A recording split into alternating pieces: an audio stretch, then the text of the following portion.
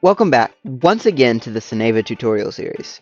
Like last time, we're covering objects, but today we answer the question, what if Cineva doesn't have the item I want? I'd say we have a pretty decent selection, but if you're going for a specific look to your level, you can't just throw a bunch of random items together and still have it be immersive. Whatever you need, you're in luck, because there's two great ways to get items from outside our usual catalog. Let's go down here to Apps and click on this option right here, Sketchfab. It may be down in the bottom left corner if you've done this before, but assuming you haven't, you'll click Open on the page that pops up, and you'll sign in or sign up. I usually just use my Google account to sign in, but once you do that, you'll be greeted by a catalog with all kinds of items made by a bunch of talented people. Click on one of them, and it'll show you a name, a description, a little viewer window where you can get a full look at it. There's a bunch of little things here, but nothing too important. If we want to use this model, we'll go up to its image and just drag it like we would any item. And look at that.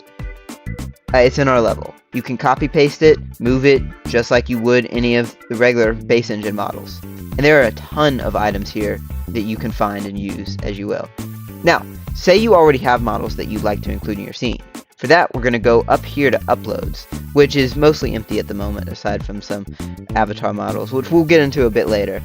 Now, I'm going to click this button, though, like it says, you can always drag and drop the assets instead. I'm going to go to my Downloads folder. I'll select a model I have ready. You want to find something like an OBJ or JSON file to upload here. Then it'll appear just like a regular Sketchfab item, and you can grab it, drag it in, and boom, your item is available here. Now, one last thing about items.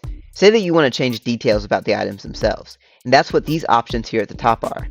If I go here to Settings, then you can change the title, description, a lot of minor details about the position and rotation and whatnot. Same as you could do with the editor tools, but here you can get down to the decimal if you need it that specific. You can also set the starting position if your item moves throughout the game, as well as if it has shadows applied to it. Appearance will let you look at the nitty-gritty stuff. The skeleton, the different bits and pieces that make up the model, the textures.